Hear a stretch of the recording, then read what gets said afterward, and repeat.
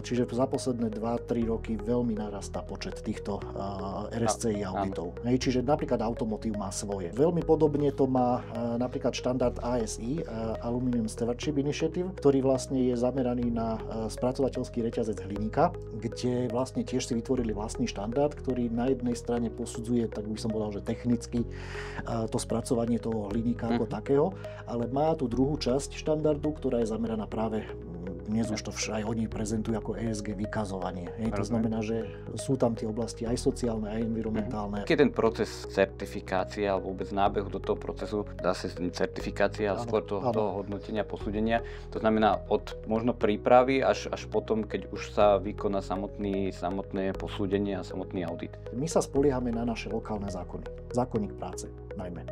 A ten na 99,9% pokrýva ILO konvencie. Ale ten SEDEX audit alebo všetky tieto sociálne audity nikdy nejdú podľa lokálnej legislatívy.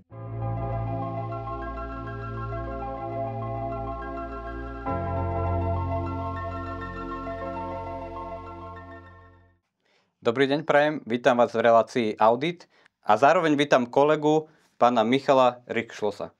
Dobrý deň, ďakujem pekne. Vítam ťa. A ako som uviedol, budeme teda hovoriť na tému sociálne audity a možno začneme tak všeobecne, aby sme vôbec túto tému uviedli, a to je samozrejme, čo sú sociálne audity a v akých organizáciách, v akých oblastiach sa možno využívajú alebo sú požadované, keď to tak povieme. Áno. Sociálny audit, alebo niekedy to hovoríme aj etický audit, je stále sa dá povedať, že v našich podmienkach novinka. Áno. Aj keď tieto audity ja sám robím už viac ako 12 rokov. To znamená, že úplne nové to nie je, ale stále sa stretávame s tým, že stále keď ideme ešte do firiem, tak stále je to pre nich niečo nové. V mnohých firmách som prvýkrát a zažívajú ten audit prvýkrát. Takže tá téma je taká, že ten sociálny audit je veľmi špecifický, ale veľmi aktuálny. Dnes beží téma ESG reportingu a mnohých ďalších vecí. Veľa sa hovorí o sustainability, o zodpovednom sociálnom podnikaní. No a to je vlastne audit, alebo teda téma, ktorá sa týka práve tejto oblasti. To znamená, že ten audit je zameraný na dodržiavanie ľudských práv a podmienok zamestnávania zo všetkých uhlov pohľadu, ktoré s tým súvisia. To znamená, že je to určené v podstate pre akúkoľvek firmu. Tam asi dôležité je pochopiť, že ide o celý reťazec. Nikdy nejde o len jednu firmu, alebo že teda niečo robí len tá samotná firma. Ale ten sociálny audit je špecifický aj v tom, že neposudzuje len tú samotnú organizáciu, ale posudzuje vždy celý ten reťazec tých firiem. To znamená aj zákazníka, v princípe aj dodávateľov. Štandardne teda zákazníci požadujú tento audit. Áno. Ale zároveň požadujú, aby aj tá firma zase nejakým spôsobom už sledovala, previazala to aj na svojich dodávateľov, aby teda to nezostalo iba v tej firme, ale aby to pokračovalo na všetkých úrovniach toho reťazca. Rozumiem, to znamená aj zároveň, keď v tom reťazci niekde na úvode nejaký zákazník, nebudeme teda spomínať konkrétne mená, vyžaduje certifikáciu v rámci z pohľadu sociálneho auditu na svojho dodávateľa, tak potom ten dodávateľ automaticky, neviem, či by mal, alebo aj štandardne teda vyžaduje od svojich ďalších dodávateľov. Tak tomu rozumiem, hej? V princípe taký je súčasný stav. Dve možno pripomienky k tomu, čo si povedal. Jedna je teda certifikácia, o tom si asi povieme aj neskôr viacej. V princípe v tejto oblasti to nie je certifikácia. Je to len dobre, že hovoríš, áno. Ale tá druhá dôležitá vec je, zatiaľ sme v štádiu, že mali by to vyžadovať od tých svojich dodávateľov. To znamená, že nejaké požiadavky v tých štandardoch už sú na to, aby sa posudzoval ten dodávateľský reťazec, ale ešte to nie je úplne povinné, aby od nich vyžadovali napríklad takýto audit tiež. Aj keď je to jedna z fóriem. Myslím si, že k tomu smerujeme, pretože tie štandardy a systémy sa neustále vyvíjajú. Tým, že ich robíme v princípe viac ako 40 rôznych druhov, tak niekoľkokrát do roka sa stretneme s tým, že je niečo nové. Aj celkovo táto problematika sa neustále vyvíja, takže je tam veľa noviniek a veľa zmien. Dobre, aby sme možno ešte doplnili, tak ešte stále zo všeobecna, v akých odvetviach sa teda nasadzujú, alebo robia tieto posúdenia a vykonávajú sociálne audity? Lebo ja viem z praxe samozrejme, že viem prioritne o jednom odvetvi, ale ty to určite skonkretizuješ. V princípe, ako som povedal, tých štandardov je viac ako 40 rôznych. Ono sa to trošku zužuje, pretože je snaha o to, aby sa zuniverzálňovali tie nejaké nástroje a audity, ktoré robíme. Áno. pretože predtým si každý zákazník, to poviem, vymyslel svoj štandard a išli si po svojom.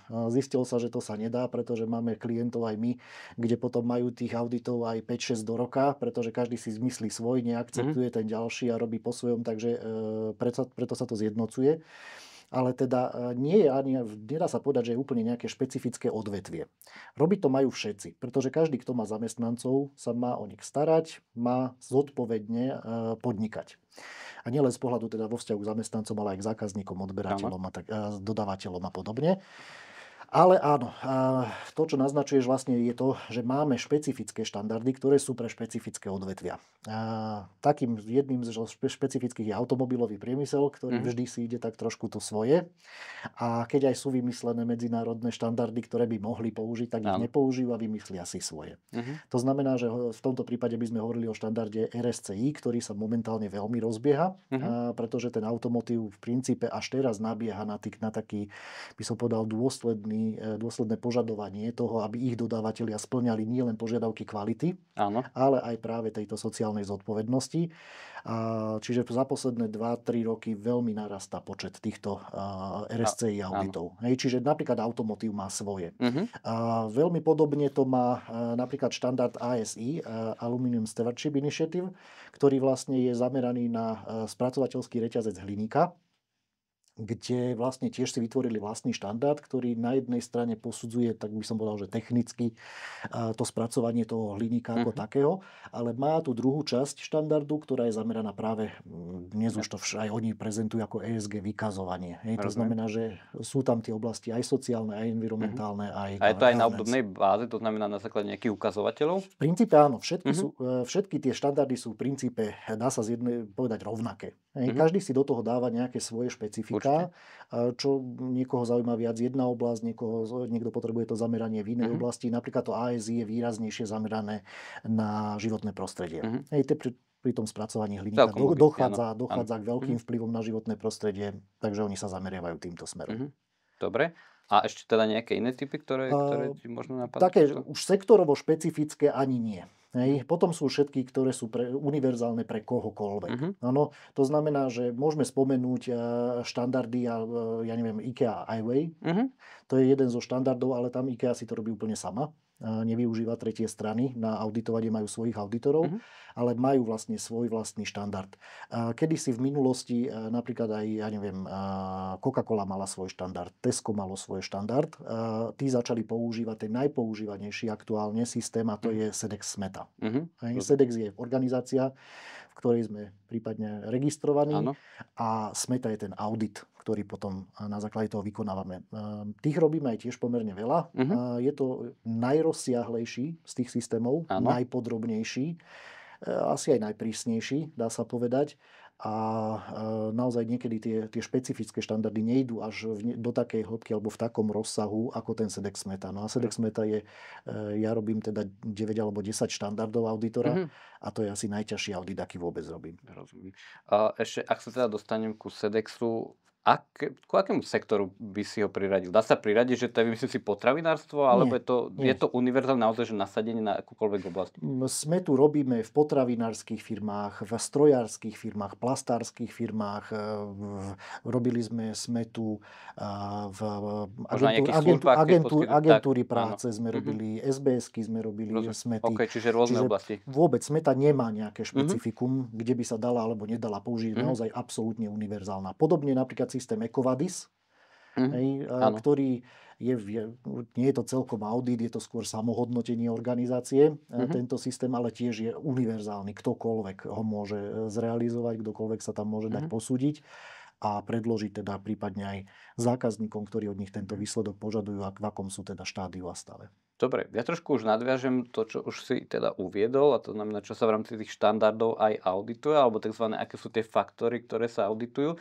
Nedávno som mal jeden telefonát od jedného nášho zákazníka z automotív, zrovna k RSCI a prvá otázka bola, dobre, a čo ten auditor tu bude, ako je to sociálny, čo tu bude hodnotiť, čo tu bude robiť, hej? Áno. Takže veľmi ťažké samozrejme na to odpovedať, čiže dobre organizácia má aj uviesť to, že ktoré Možno, že niektoré sú aj spoločné, tie oblasti alebo tie požiadavky, ale možno, že môže aj niektoré špecifické, treba pre CI alebo pre smetu, hej? Áno. Ono možno by sme mohli si povedať podľa smety, lebo tá je najrozsiahlejšia, najpodrobnejšia a tie ostatné štandardy niekde v tých svojich kapitolkách sa tomu venujú nejakým spôsobom, nejakou otázkou. Možno by som povedal, že má to v princípe 4 veľké časti. Pri smete ešte treba povedať, že je dvojpilierová a štvorpilierová. Čiže taká zúženejšia verzia a tá rozšírenejšia verzia. Čiže je to len o počte požiadavok naviac. Rozdiel je len v tom, že pri štvorpilierovom audite oproti tomu všetkému, tam je 10 kapitol, oproti tým 10, ktoré robíme, je ešte rozšírený environment, podrobnejšie hodnotenie a business etika. Hej. To znamená, že v princípe smeta tak najviac pokrýva tieto veci, ale všetci to pokrývajú, len teda nemajú to tak rozdelené. Keby som to rozdelil do základných 4 takých častí, tak prvé sú pracovnoprávne vzťahy. To znamená naozaj to, akým spôsobom sa tá spoločnosť správa k svojim zamestnancom z pohľadu, zjednodušene povedané, zákonníka práce a príslušnej legislatívy, či dodržiava vlastne všetky pracovnoprávne záležitosti, ktoré súvisia či s pracovným časom, či s odmeňovaním, či sú to dovolenky, alebo akékoľvek iné podmienky, ktoré k tomu zamestnancovi musíme poskytnúť. To je asi taká najväčšia aj časť toho štandardu, aj väčšina tých kapitol sa dá zahrnúť do týchto pracovnoprávnych vzťahov. A zároveň by som povedal z ľudských zdrojov a zároveň ľudských práv. Čiže je to audit aj dodržiavania ľudských práv, aj podmienok zamestnávania. Čiže táto personálno ľudskoprávna časť je najväčšia. Výrazne sa zameriavajú tieto audity na bezpečnosť práce, čiže je tam celá veľká oblasť týkajúca sa bezpečnosti práce v každom jednom štandarde a býva veľmi, veľmi tiež rozsiahla, veľmi podrobná. Potom tá tretia časť býva to životné prostredie, ktorému sa venujeme, buď teda v nejakej užšej forme, niektoré štandardy to majú viac, niektoré menej, to zameranie na to životné prostredie, ale vždy sa zaoberajú opäť tým životným prostredím do nejakej miery. No a tá štvrtá je tá business etika. Tam je korupcia, tam je férové podnikanie, marketingové záležitosti a všetky tieto veci, teda aj vlastne vzťah k tým dodávateľom, ale aj zákazníkom naspäť. Čiže to sú 4 také tie základné oblasti, by sa dalo povedať. Tie sa rozbíjajú na menšie časti ďalej. A niektoré potom, spomínali sme teda, to je z pohľadu smety, a samozrejme iné štandardy, ktoré si už uviedol, tak niektoré idú len čiastočne a nerozoberajú až do takej hĺbky. Áno. Tak, majú veľmi, napríklad ASI je veľmi špecifické, vyžaduje veľmi podrobné hodnotenie skleníkových plynov už. Čiže už to GHG... A je to rozdiel voči smete teda? Je, lebo v smete je to spomenuté, môže firma uviesť, ak už teda hodnotenie GHG má, ale nie je to úplne nejakým spôsobom ani povinné, je to informatívne, či firma robí alebo nerobí. V ASI, ak to firma nemá, tak nesplnila požiadavku. Rozumiem. Čiže to je taký možno rozdiel v tom, že ako je to v tých špecifických štandardoch, že síce téma je tá istá, ale môže to byť rôzne. Možno z takých príkladov ešte, ktorý by som povedal, robili sme audity pre, myslím, že to bola španielská odevná značka, a oni vyžadujú, aby počas toho auditu reálne sme vykonali evakuačný nácvik. Čiže to bola požiadavka toho auditu. V iných auditoch sa to nerobí. Alebo, že chodili sme s metrom, pretože bolo potrebné odberať, že miesto zhromaždenia v prípade evakuácie musí byť minimálne 5 alebo 10 metrov od budovy. Takže sme museli s metrom chodiť a reálne odmerať. Odfotiť, že teda to sedí, že tie pravidlá sú dodržané. Čiže to je takéto praktické nasadenie a odskúšanie. Áno. Dobre. Tak ako aj v iných štandardoch, aj tu mi napadá jedna téma, a to je benefity. Čo sú benefity pre organizáciu? Či môžeme sa baviť samozrejme benefity z pohľadu samozrejme interne, ale aj benefity samozrejme navonok možno.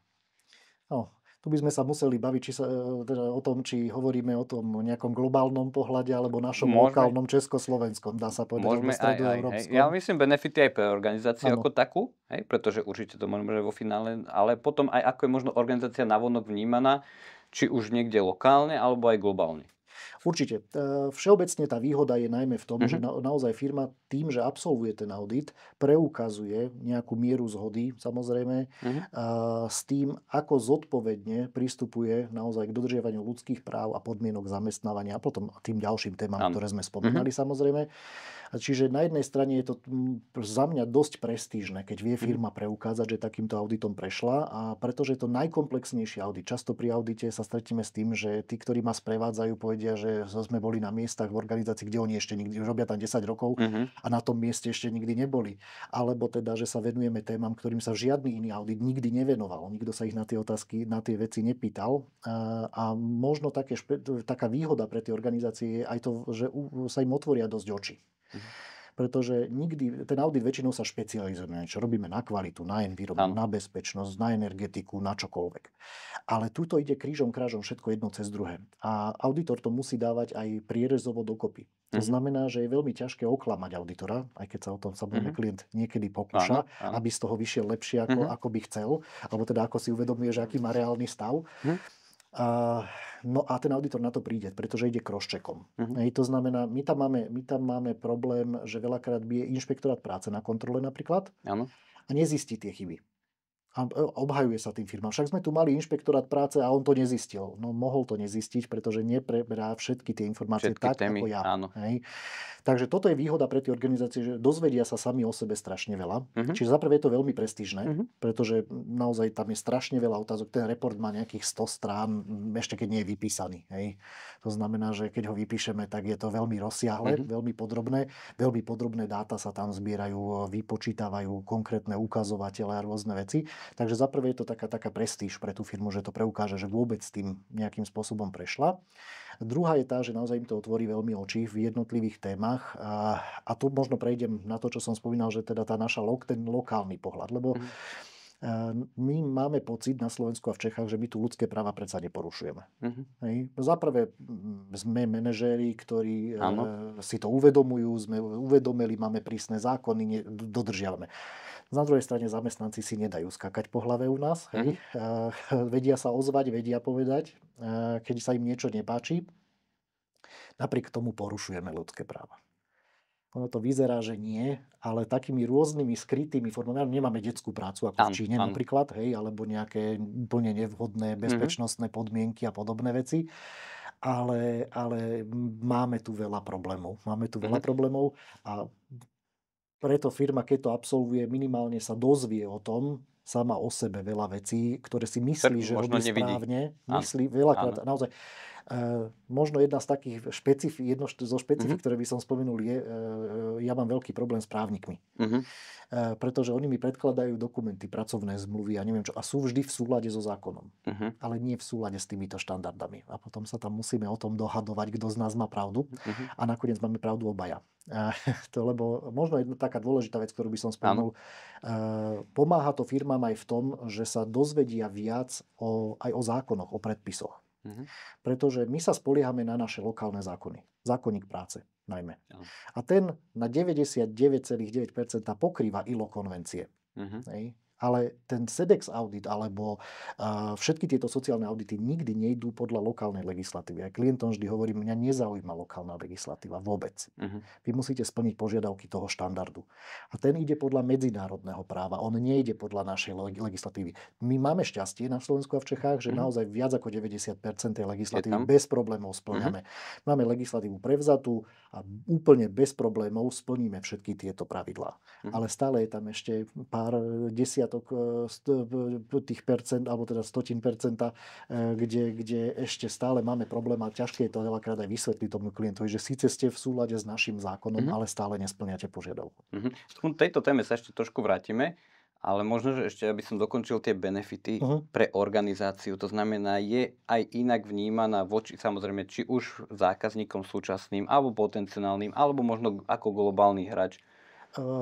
Určite, to je to, čo som myslel tým, keď som aj hovoril o tej prestíži. A že naozaj, keď niekomu preukážeme, že sme taký audit absolvovali, automaticky to dvíha ten kredit. Pretože kto sa vyzná, vie, čo tie sociálne audity naozaj obsahujú, všetky tie témy, aké sú náročné, tak naozaj, ak niekto už počuje, že vy ste už robili SEDEX metu, tak to znamená, že ste už na tom dobre, pretože už ste sa tomuto venovali a vás to dotlačilo k niektorým veciam, ktoré štandardne by ste možno... Čiže hovoríte aj o nejakom zodpovednom podnikaní, smeruje to samozrejme k udržateľnosti, čiže samozrejme je tam tá nejaká deklarácia.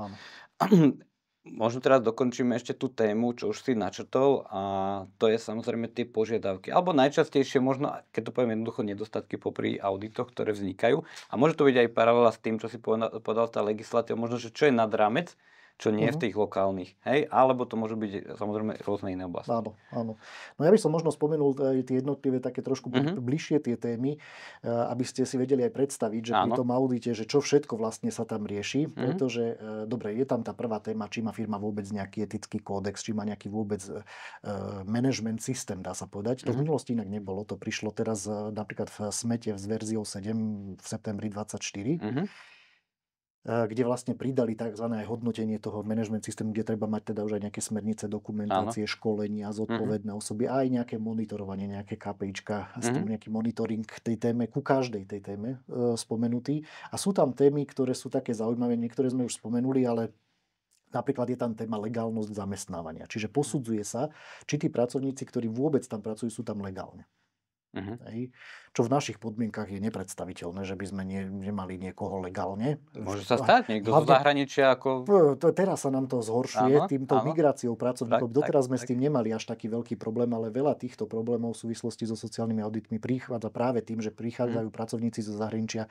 Aj práve včera som bol na takomto audite a majú tam pracovníkov z Indonézie, Indie, Filipín, no z celého sveta, dá sa povedať. A už to spôsobuje trošku problém. Čiže jednak je tam teda tá téma tej legálnosti, teda či sú aj tie povolenia na prácu a všetko aj pre týchto zahraničných pracovníkov. A potom je tam napríklad ale aj tzv. Regulárnosť zamestnávania a teda pravidelnosť zamestnávania ako samostatná téma. Teda či firma nepresadzuje agentúrnu prácu pred zamestnávaním vlastných pracovníkov. To znamená, že si zjednodušuje život. Zaujímavá téma. A to znamená, že ten pomer tých vlastných pracovníkov vo vzťahu k tým, ktorých vieme jednoducho zo dňa na deň vyhodiť a poslať preč cez tie agentúry. Čiže aj výhodnosť a nevýhodnosť. Určite áno. Posudzuje, tá smeta nejakým spôsobom neposudzuje, či to je správne alebo nie. To správne to už si vyhodnotí ten zákazník, ale hovorí o tom, že aký je ten pomer, ako sa vlastne tá firma správa. Lebo to znamená, keď nedám človeku natrvalo pracovný pomer, tak asi s ním chcem trošku vykývať, dá sa povedať. Je tam to riziko a toto. Čiže toto je napríklad téma, ktorú... Je tam napríklad téma diskriminácie zo všetkých uhlov pohľadu. A je to veľmi náročné, pretože je to diskriminácia, či už je to na základe pohlavia, rasy, sexuálnej orientácie, náboženstva, čokoľvek. Voči ženám, predpokladám, hej? Na Slovensku to nie, zase otvorenú formu nenájdeme. Otvorenú formu nenájdeme. My máme o to náročnejšie ako auditori v našich podmienkach toto auditovať, pretože tie skryté formy treba vedieť odhaliť. Čiže, ale je tam toto. Čo sa týka diskriminácie, napríklad paradoxne, dá sa povedať, že u nás aká diskriminácia, čo nediskriminujeme, ale máme také tie nenápadné formy. Veľakrát všelijaké výnimky a títo môžu a títo nemôžu a títo to dostanú a títo to nedostanú preto a preto, najmä v odmeňovaní. To som to práve naznačil, áno, presne. Tam my máme jedna z najhorších, keď sa bavíme o tom, že rizika, alebo teda čo najčastejšie zistíme problém, tak býva práve tá téma odmeňovania, pretože tá netransparentnosť odmeňovania je problém. Navymýšľame si kopu kadejakých benefitov, bonusov, neviem čoho, krížom krážom a potom už nie je jasné, kto na to mal nárok, nemal nárok, ľahko sa z toho dá vyviniť. Tam je vlastne také špecifikum pri tomto, že je napríklad zakázané urobiť zrážku zo mzdy ako disciplinárne konanie. Čiže nemôžem zamestnancovi strhnúť z platu, z peňazí, nič, čo by bolo ako pokuta za niečo, čo urobil. A toto sa u nás veľmi vyskytuje. Pretože manažeri sú presvedčení, že ľudia počúvajú len na peniaze. Keď im ich zoberiem, tak vtedy začnú poslúchať. Takže toto sa veľmi často stretávame s tým. A s rôznymi skrytými formami týchto pokút a pokutovania zamestnancov.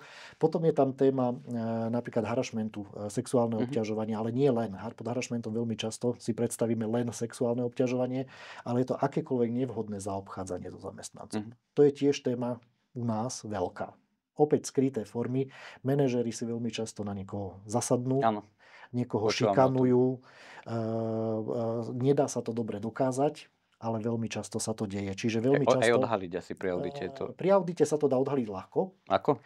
Pretože pri týchto sociálnych auditoch, metódy auditu, zatiaľ sme ich nespomenuli, musí tam byť vždy tá triangulácia. To znamená, že musím mať dokumentáciu, rozhovor s pracovníkom a pozorovanie, teda výkonu. To znamená, že ja vidím to pracovisko, ja ho musím fyzicky obísť. A človek vidí na tých pracovníkoch, či sú nervózni, alebo sú v pohode, sú usmiatí, sú v tej práci v pohode a tak ďalej, alebo zbadajú návštevu, tak radšej sa vytratia, alebo proste ani slovko z nich človek nedostane a podobne. Potom sú tam tie povinnosti, povinné rozhovory. Tie tvoria veľkú časť aj toho auditu, aj pomerne veľkú vzorku človek musí vyspovedať pri tom audite a tamto tí ľudia povedia. Ak ten auditor teda vie komunikovať s nimi a vie tú takú uvoľnenú atmosféru urobiť, to znamená, že tam tí ľudia povedia veľa vecí a zase to auditujem, že robím auditor, ja neviem, s 26, s 50 ľuďmi.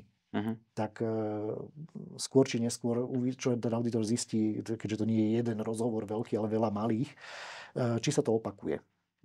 Na ktorom pracovisku, či to je ten istý manažer, ktorého spomínajú, že sa nevie slušne správať a tak ďalej. A množstvo ďalších vecí, tí ľudia, tak poviem, že bonznú, hej, alebo vyjadria sa k ním. No, tam je zase ťažké pre auditora vyhodnotiť, čo myslia vážne a čo sú len také tie sťažnosti. Veľakrát sa sťažujú na niečo, čo bolo pred 10 rokmi a už vôbec nemá súvis so súčasnou firmou.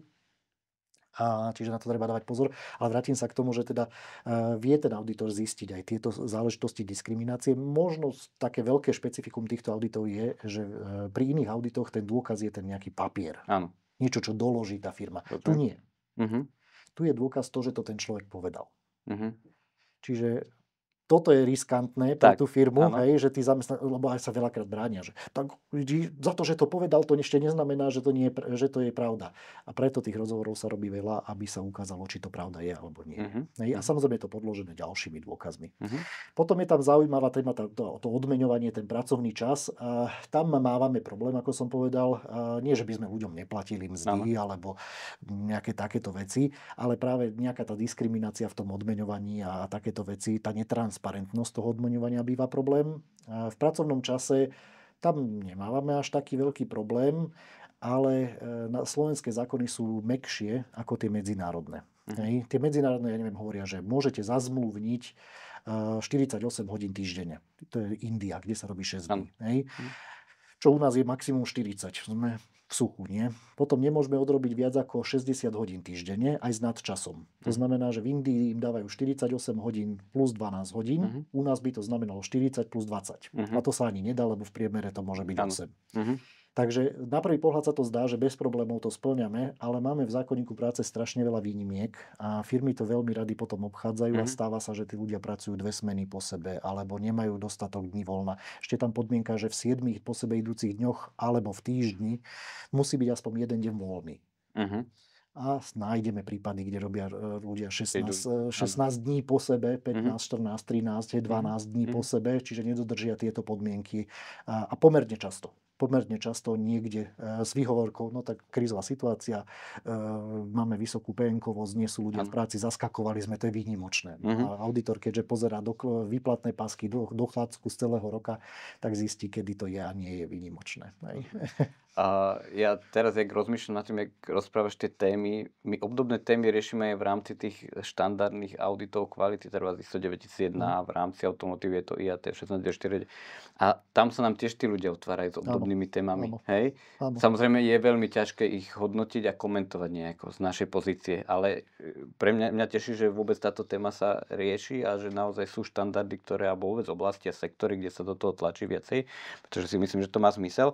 Ale teraz, aby sme ujasnili trošku okrem toho, že aké teda máme štandardy, v akých sektoroch, aké sú požiadavky alebo aké sú tie nedostatky, tak je ten proces certifikácie alebo vôbec nábehu do toho procesu, dá sa certifikácia, ale skôr toho hodnotenia, posúdenia. To znamená od možno prípravy až potom, keď už sa vykoná samotné posúdenie a samotný audit. Ja tým, že robím aj štandardné ISO štandardy, to znamená, že... to aj porovnať a vyšpať rozdiel. Ten rozdiel v princípe nie je veľký. Hej. Je tam štandardne nejaká fáza, firma sa kvázi pripraví na tie požiadavky, dá si žiadosť, požiada. Rozdiel je, že tu nie je dvojstupňový ten prvý audit. Hej, stage 1, stage 2, tam je priamo iba ten jeden audit. Klasika, naplánujeme audit, vykonáme audit, odovzdáme správu z auditu, v prípade, že treba, urobíme follow-up audit. Toto v princípe zostáva rovnaké. Čo je tam špecifické je, že pred tým auditom nie úplne všetky tie štandardy, ale väčšina z nich má tzv. Samohodnotenie. Samohodnotiaci dotazník je potrebné vyplniť pred tým auditom. Je to preto, aby ten auditor vedel jednak pred auditom nejaké informácie a vedel si porovnať to, čo uviedla firma v tom samohodnotení, ako sa sama zhodnotila a čo je ten skutočný stav. A veľakrát aj v tých štandardoch býva na záver taká otázka, že aké boli rozdiely medzi tým samohodnotiacím dotazníkom a skutočnosťou, ktorú auditor vlastne videl. Dobre, čiže to je v podstate ako keby organizácia sa má pripraviť na základe teda konkrétneho štandardu, či sme spomenuli RSC, ISI, alebo teda SMETA podľa toho dotazníka alebo tých požiadaviek, ktoré tam existujú. Sú aj dostupné niekde? Sú. Oni sú všetky v princípe verejne dostupné. V princípe ale platí vždy, že ten, kto žiada, teda zákazník, by mal spolu s tou žiadosťou, že ten jeho dodávateľ to má absolvovať, aby mu aj poskytol tie informácie, čo má plniť. Tam zlyhávame. Aha, čiže to znamená, že ten, kto vyžaduje tú certifikáciu, tak nepovie, že teda čo má. Veľakrát to musím riešiť ja pred auditom, pretože ten zákazník, ja mu oznámim, že na audit prídem, dohadujeme si termín a všetky tieto veci. A on, no dobre, ale čo budete chcieť a čo bude vlastne predmetom toho auditu, ako si spomenul, že aj tebe volali, pretože nedostávajú korektné a dostatočné informácie pred auditom od tých svojich požadovateľov toho auditu ako takého. Alebo sa stretávam s tým, že oni im ich dali niekedy pred 3, 4, 5, 10 rokmi a na to už každý zabudol. Samozrejme, že také niečo aj podpísal, že to absolvuje, lebo to nežiadali hneď. Ale teda áno, sú dostupné a väčšinou aj verejne na internete sú dohľadateľné v tých jednotlivých schémach. Tie štandardy a informácie sú dostupné minimálne po registrácii do toho systému prihlásení. Má dokonca napríklad SEDEX-META má aj tzv. Akadémiu, to znamená, sú tam online školenia pre tie firmy, ktoré by si mohli pozrieť. Problémom býva to, že je to niekoľko 100 až 1000 strán v angličtine. Čiže nie vždy tam musí byť znalosť. Je pomerne zložité pre mňa to čítať, ktorý s tým roky robím a viem si predstaviť, že taký bežná firma nejakých, 50, 100 ľuďoch, 200 ľuďoch nemá šancu toto naštudovať do takej miery, aby boli 100% pripravení. Na druhej strane je výhoda, že neauditujeme nič, čo sa dá veľmi pripravovať.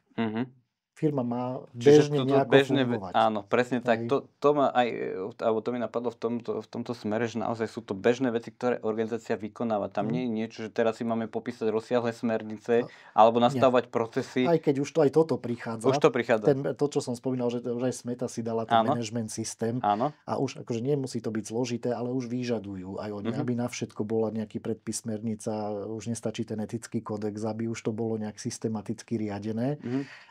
My sme zatiaľ nespomenuli napríklad tie štandardy, ktoré sa aj certifikujú, lebo sú aj také, ako ja neviem SA 8000 alebo IQNet SR10, kde výsledkom, to iba z týchto dvoch, čo viem, sú výsledky ako certifikáty. Papier hej v ruke. Áno, že niečo, nie len teda ten výsledok, tá správa, čo nebolo dobre, ale tam je aj ten certifikát potom ako výstup.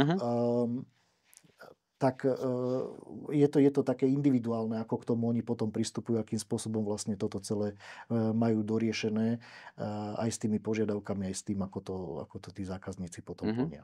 Dobre.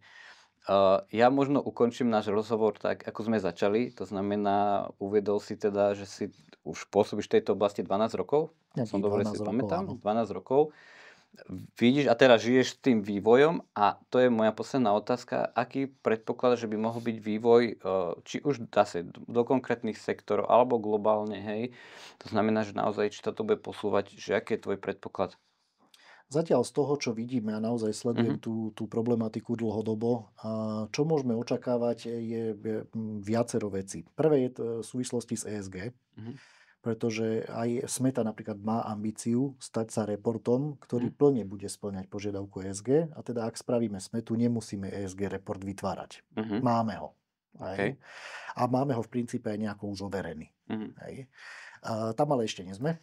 To sme len začali. To som chcel povedať, že neverme, že to tak bude, lebo... Zatiaľ je to otvorené, hovorím, je tam tá ambícia. Je tam tá ambícia, okay, ale nie sme tam. To je také prvé, čo očakávam. Z môjho pohľadu ľudstvo čím viac napreduje, tým horšie sa máme. A tým horšie sa k sebe správame. To znamená, že tou celou globalizáciou, tým, že aj k nám na Slovensku pred pár rokmi bolo nepredstaviteľné, že by to boli desiatky tisíc ľudí z Indie, Indonézie, z Filipín a neviem odkiaľ skade zo sveta.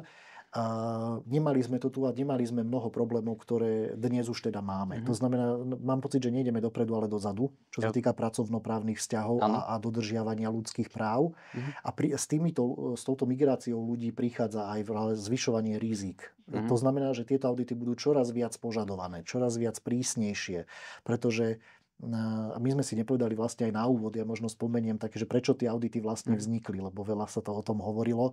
A samozrejme veľké nadnárodné značky si dali vyrábať v Číne. Áno. A potom, keď sa zistilo, že to robia deti a robia to v nejakých nevhodných podmienkach za žiadny veľakrát plat, hej, tak čo povedali? Priznali sa? Nie. No tak no my sme nevedeli, viete, no keby sme to boli vedeli, nikdy to nedopustíme. No tak vznikli aj tieto audity. Hej. A teraz tá doba nejak sa preklenula a teda to očakávanie je, že o to viac to bude požadované, o čo viac tí ľudia migrujú po svete. Hej. To je jedna vec. Ďalšia vec, samozrejme uvidíme, čo s tým spraví digitalizácia, pretože aj tie naše nástroje, kedysi sme písali vo Worde reporty, dnes už je to všetko online v nejakých nástrojoch a tak ďalej. Ale aj to reportovanie bude podrobnejšie, budú sa nahadzovať dáta, bude sa viacej zverejňovať. Čiže stále je teraz tá požiadavka, no preukážte, zverejňujte tie dáta. To je to vlastne aj to ESG ako také. Bude aj v tejto oblasti podľa mňa narastať požiadavka na ďalšie reportovanie, zverejňovanie tých informácií a toho správania, aby sa tie firmy vedeli aj porovnávať medzi sebou.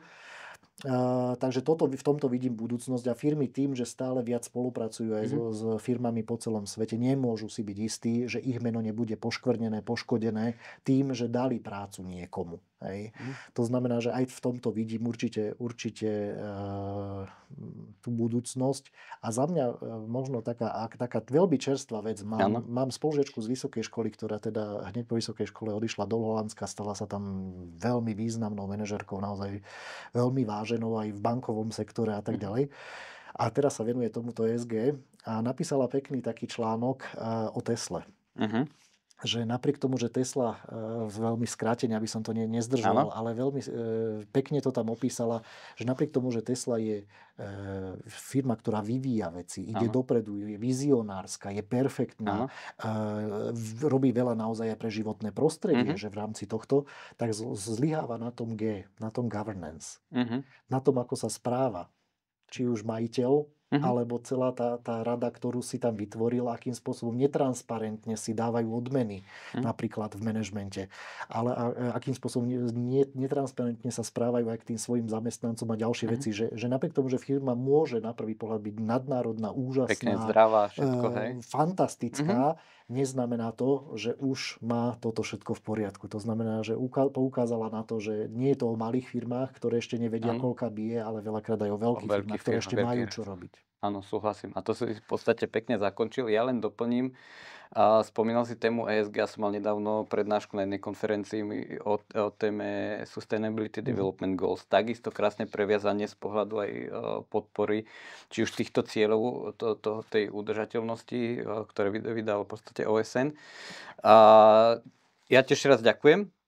Toto bola téma a rozhovor na tému sociálnej audity. A ja ešte raz chcem poďakovať Miškovi, že prišiel a budem sa tešiť niekedy na budúce. Pekný deň. Ďakujem aj ja veľmi pekne. Pekný deň.